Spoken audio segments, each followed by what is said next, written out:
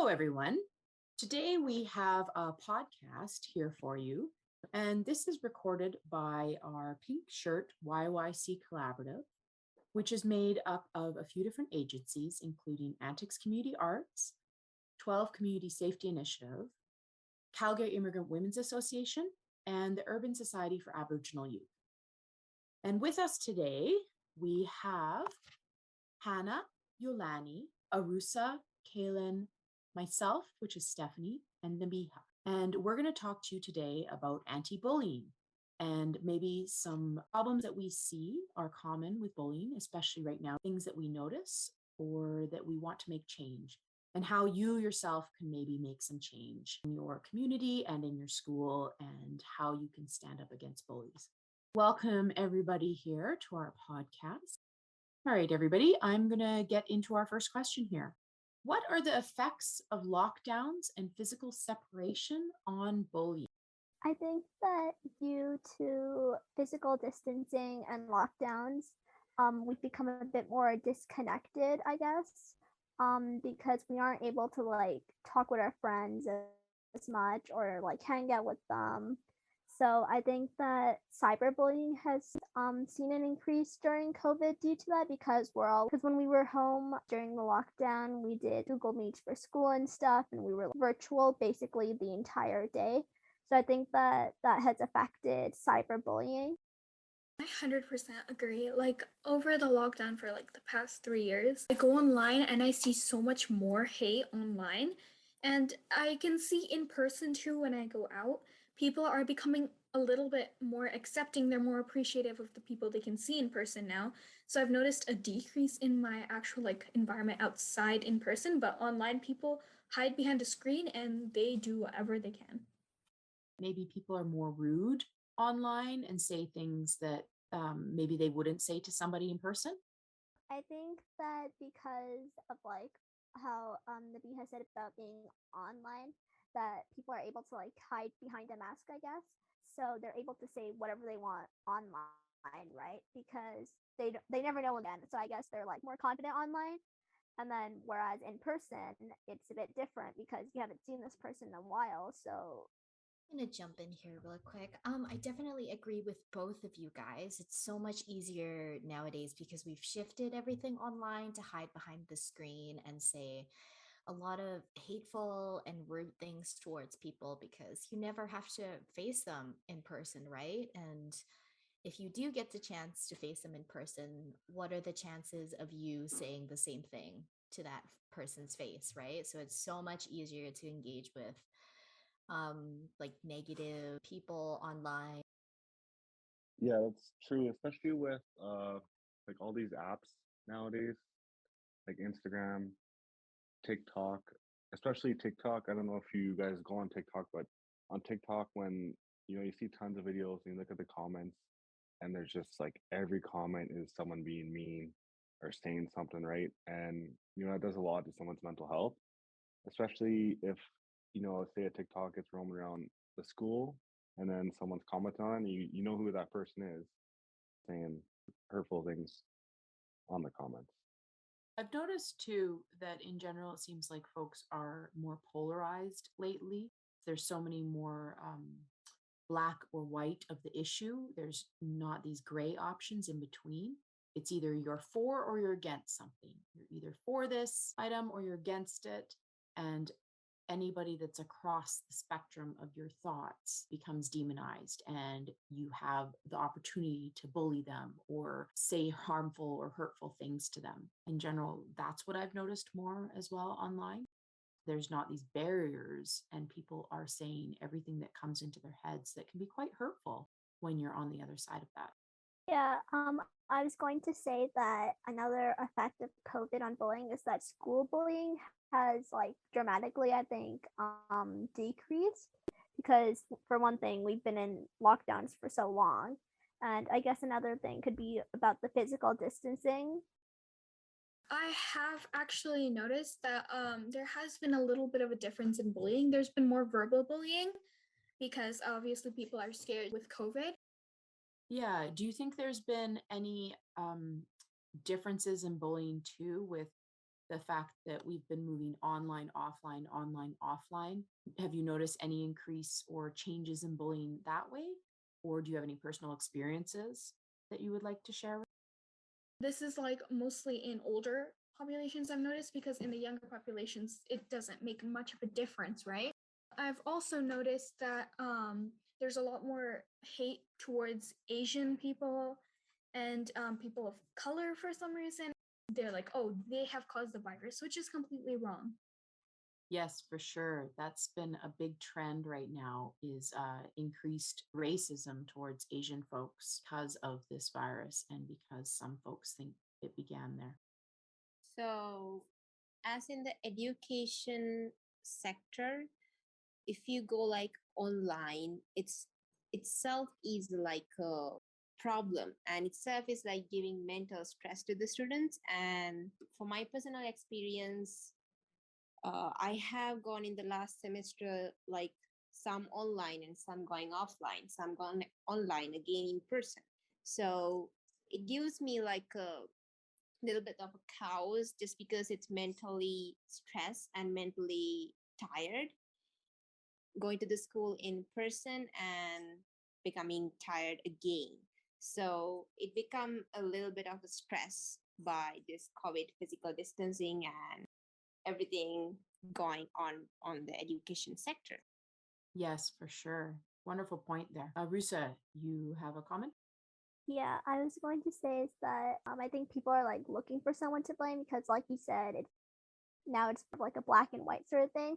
So they're looking for someone to blame, and then they wrongly blame people of color. So then it leads to increased racism, and then I don't think that's really getting addressed right now because of COVID. It leads to like other issues to be dismissed. This has been a big thing for 3 years. That's a very good point, Arusa. It's almost like because we are now spending more time reflecting in our worlds that we've been able to bring some of these other issues that have always been around to the surface and put them out in the forefront of things. It's making folks more aware of these issues at this point. That leads really wonderfully into our next question here about what is a microaggression and how to be aware if you're engaging in microaggressions.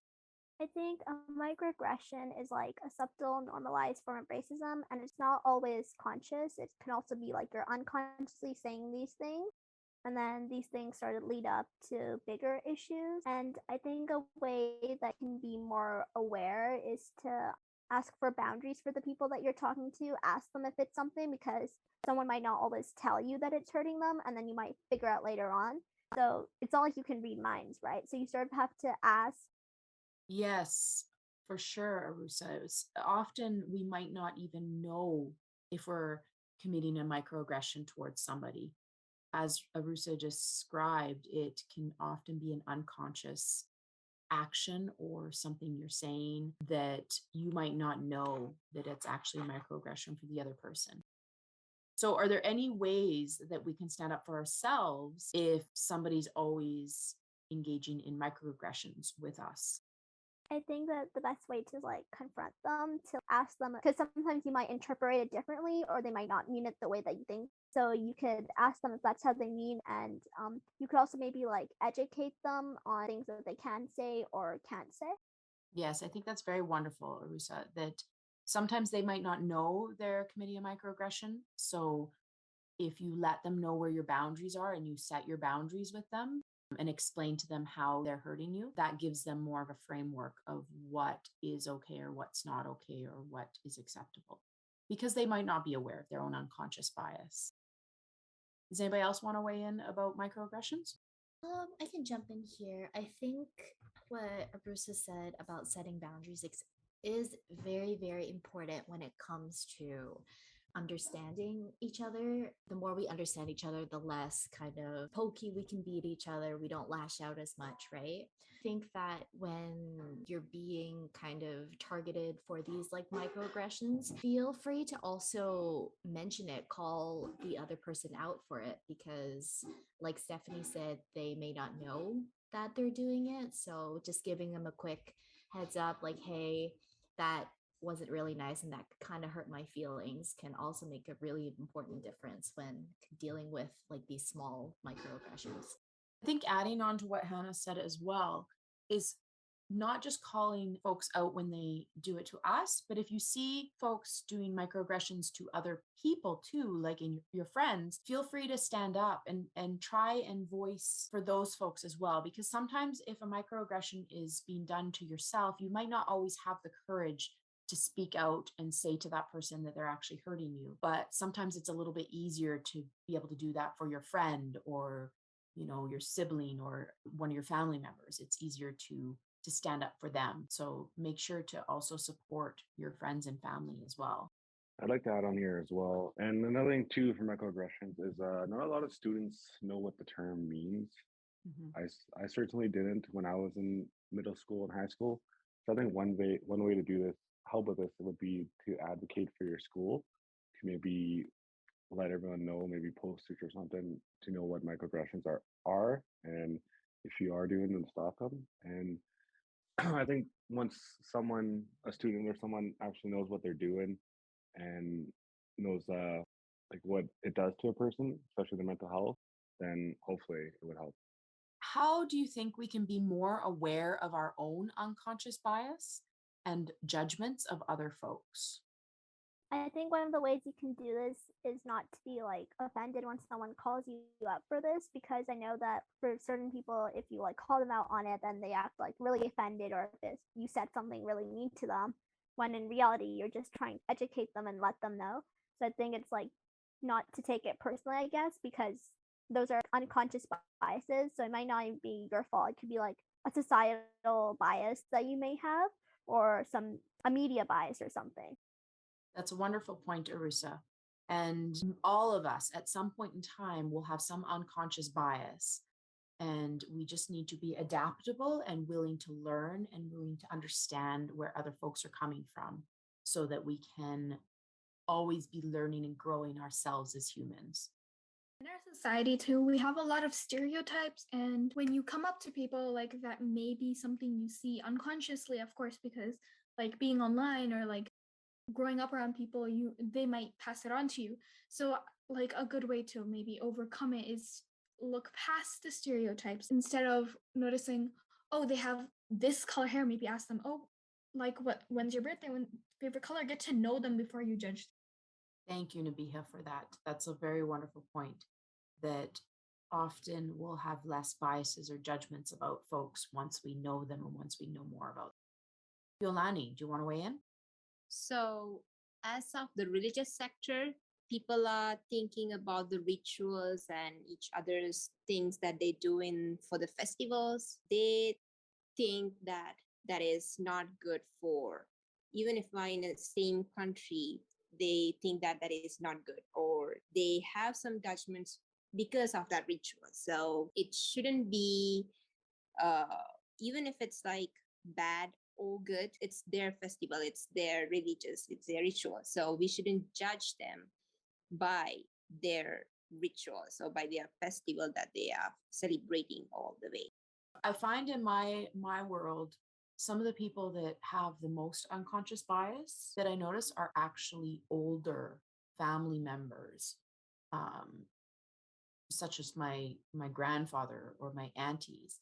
So how can we be brave to call out some of our older family members with their unconscious bias?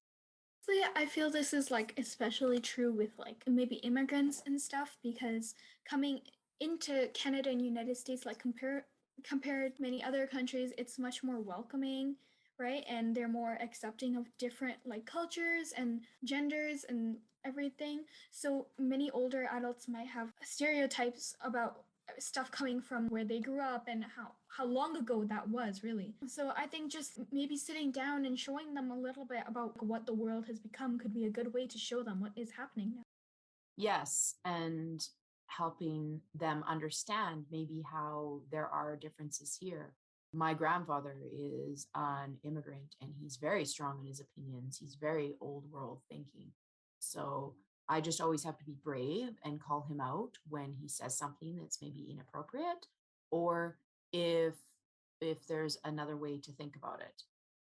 And I think as young voices, you shouldn't be afraid to share your voices, even with your older relatives. They might sometimes call you out and, oh, why are you talking to your auntie like this?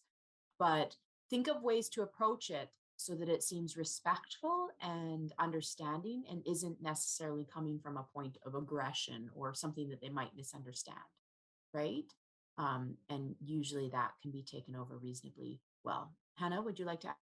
I believe that all of us have like this little fire, this little rebellious fire in us, whether it's bigger than others or smaller than others. But I really do believe that just sitting down and having that conversation is so, so important. They have, well, just the older generation, I suppose, they have their own views, right? And those views may not necessarily align with today's world, like Nabiha had said before, right? They need a little bit of an update, approaching it in a very respectful manner so they don't get defensive. It can be tricky, of course, but you know kind of your family best, so you guys have your own little tricks up your sleeve to can kind of get through to them, so that's super important. So, adding on to that, how do you think all of this, these bullying or microaggressions, how do you think it affects your mental health or the mental wellness of your friends and family? Would anybody like to weigh on this question? I'll weigh in on this question. Yeah, I think bullying can definitely weigh a lot on your mental health, especially when it comes to being around your family and friends, because sometimes some people don't always speak out, and especially if you go home from being bullied, you might become a shut-in, and then that weighs heavily also on your parents, on their mental health, because they don't know what's wrong because you won't speak to them. Yeah, and the same goes for your friends as well, if they don't know what's happening. So definitely weighs a lot if you're not willing to speak to someone. Thank you. And Arusa would like to weigh in. So, Arusa says that I think one of the biggest effects of bullying is on our mental health, whether it's a short term effect or a long term effect. Bullying can really make you doubt yourself, which leads to other problems. It affects not only you, but also your family and friends. Yes. And when we're talking about microaggressions, folks, those are the ones that Arusa had described earlier in our podcast here, that over time they can really add up and be more impactful in the long run. And the areas where we see them impactful is our mental health. And these little slights build up and build up and build up until our mental wellness goes down, or we might have stronger mental health issues popping up. So, how do you think we can stand up against bullying and inspire others to make change? And in relation to that question, who do you think is the best person to talk to if you're being bullied? I think that talking to someone you trust or you know that will be able to help you or even like will understand, not necessarily helping, but also like understanding, I think that'd be the best course of action. And then I think that you have to sort of decide for yourself when it's like when you want to take other action. Yes, if you reach out to somebody you trust, even they don't need to be an adult, it can just be even a friend or a family member. They can sometimes have a different perspective and help you advocate for yourself against that bully. Another thing is like respecting your friends' boundaries if they do tell you that something's going on with them, because then because you're obviously concerned for them, right? But you also have to respect that they may not want to take any action right now, or they may be scared to do it. So you also have to respect that, because you might end up causing more damage, even if your intentions are good.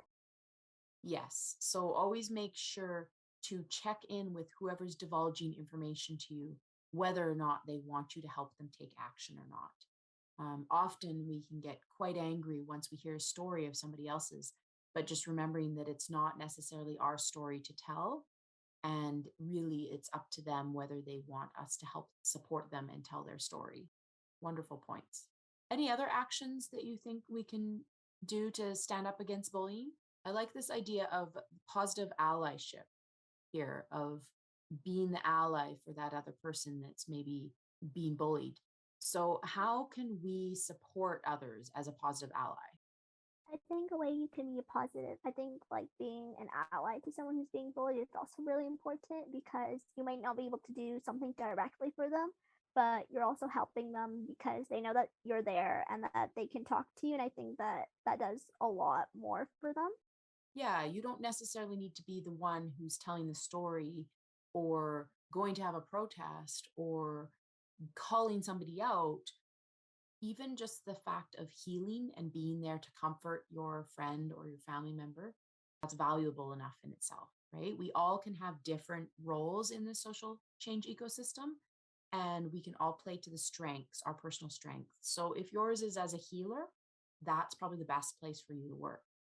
Yolani said speaking out about it and speaking to other folks. Yes, especially if you have a personal story to share and you want to share it with other folks. Sometimes those can be the most impactful, is being able to tell your story and share it. Any last thoughts for our podcast? I also think that doing events like this is really important for bullying because you're also able to spread awareness, you're able to learn more, and like you can connect with people at the same time. So I think that this is really a good event to help. Yeah, it's always beneficial when we're able to work together as a collaborative or a team and share stories and advocate for this change together. Then we're a little less siloed than we are if we're just trying to do this advocacy work on our own. Kaylin or Hannah, do you want to weigh in with some thoughts on how to stand up against bullying and inspire others to make change? I think the point that was made prior was really important of just even lending an ear to someone, just telling them that you're there for them, you're willing to listen, and if they need help with anything, then you're more than happy to. You don't necessarily have to take action right away, depending on their circumstances, but it is super important that they know that they have someone there to talk to when needed. And it can be daunting if it's an adult, right? It could be a friend, someone you trust, someone your age it's a little easier to tell them that you're there for them. Yeah, yes, I agree with that 100%. I was bullied in middle school, and if I had like a friend or someone that came up to me and just, talked to me and was my friend and there for me in the moment, not necessarily speaking up to the bully, but like Hannah and others touched on, just being there for me or being there for someone, that definitely helps a lot. That's for sure. And bullying never goes away as you get older, right? Adults still deal with bullying all the time. So having these strong support networks of how to support yourself and reach out to others for support is very valuable as you go through your life. There's been many a time that I've had a bully at work as an adult, and just knowing who I can trust out of my friends or my coworkers or my peers that can help support me and maybe give me a voice to help advocate for myself.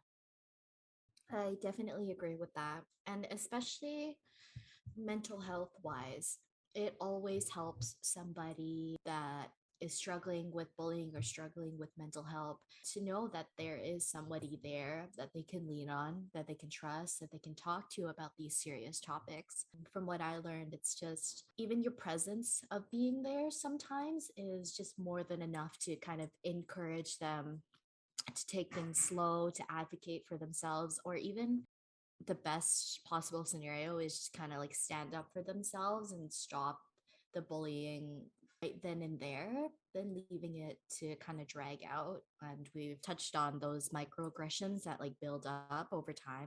Thank you, Hannah, for that point. Yes, sometimes all they need is to be able to unload on somebody. They don't need necessarily advice on what to do next, or they don't necessarily need somebody to be like, okay, I'm going to go fight the battle with you. Sometimes the best thing you can do is just be that supportive ear there for somebody to turn to and share their thoughts and their frustrations. Thank you, everybody. I think we've had some really wonderful insights here. And I love everything that everybody's talked about. If you liked this podcast and you'd like to hear more of our podcasts, we encourage you to check out the other Anti-Bullying Day podcasts on both our Podbean and our Spotify at the Antyx Voices. As well, we encourage you to go and think about how you can share your voice in your community and how you can stand up for your friends or family members that might be either dealing with a bully, or maybe they are the ones causing the microaggressions with their unconscious bias and bullying somebody else. Thank you, everyone, for listening, and until next time.